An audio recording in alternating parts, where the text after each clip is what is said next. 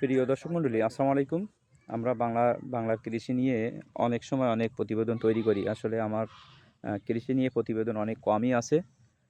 আপনারা দেখতে পাচ্ছেন সমন্বয় ভিত্তিক কৃষি কাকে বলে, এবং একই মাঠে চতুর্থ সাইডে আপনারা দেখতে পাচ্ছেন ওই যে বেড়া, চতুর্থ সাইডে যে বেড়াগুলো দেওয়া আছে, এই বেড়াটা হলো সিমের বেড়া।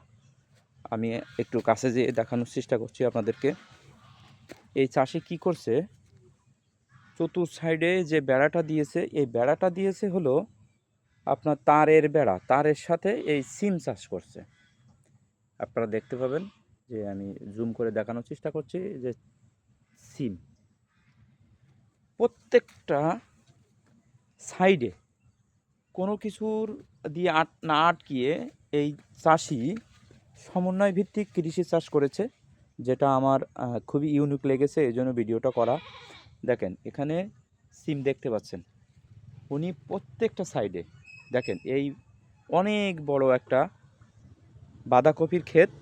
এই বাঁধাকপির ক্ষেতটা উনি কি করেছেন, এটা বেড়াগুলো, সম্পূর্ণ বেড়াগুলো উনি দিয়েছেন হলো সিম, সিম লাগিয়ে দিয়েছেন। বেড়ার কাজও হয়েছে, কারণ সিমের যে গাছের লতা পাতা, এটা দিয়ে বেড়াও হয়েছে, এবং বেড়াটা ছাগল এবং গরু এখানে ঢুকতে পারবে না। তারপরেও এখান থেকে ওনারা সিম সংগ্রহ করতে পারবেন। তাহলে একজন কৃষক তার যে মেধা শক্তিগুলো সে সমন্বয় ভিত্তিক চাষের মাধ্যমে কাজে লাগিয়েছেন। এবং এখানে দেখতে পাবেন আপনারা প্রচুর পরিমাণ জায়গায় এই চাষি অনেকটা জায়গায় বাঁধাকপি চাষ করেছে, এবং ফলন মাশাআল্লাহ অনেক ভালো। আপনাদের দেখানোর চেষ্টা করছি যে কত খানিকটা জায়গা জুড়ে, ওই যে দূর সীমান্ত দেখেন কত দূরে, ওই মাথা পর্যন্ত অনেক জায়গা জুড়ে। মহান আল্লাহর আসলে অশেষ নিয়ামত যে আমাদের এরকম চাষিরা ক্ষেত খামারের থেকে সবজি উৎপাদন করে আমাদের কাছে আমাদের দ্বার পর্যন্ত পৌঁছে দেয়। কারণ আমরা সবাই তো চাষাবাদ করি না, এক একজন এক এক কাজের সাথে সমন্বয় করি।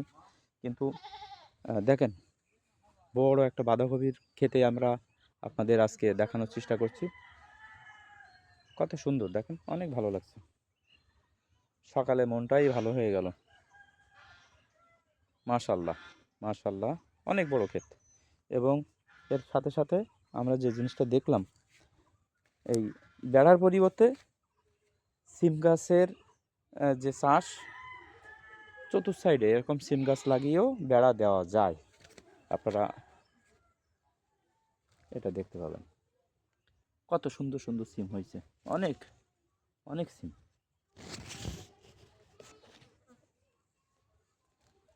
মাশাল্লাহ মাশাল্লাহ, দেখতে খুবই সুন্দর লাগছে।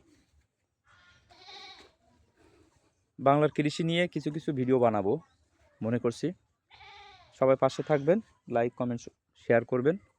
সামনে আরও অনুপ্রেরণা দিলে ভালো ভালো ভিডিও উপহার দেওয়ার চেষ্টা করবো ইনশাল্লাহ। সবাই ভালো থাকবেন। আজকের ভিডিও এ পর্যন্তই। আল্লাহ হাফেজ।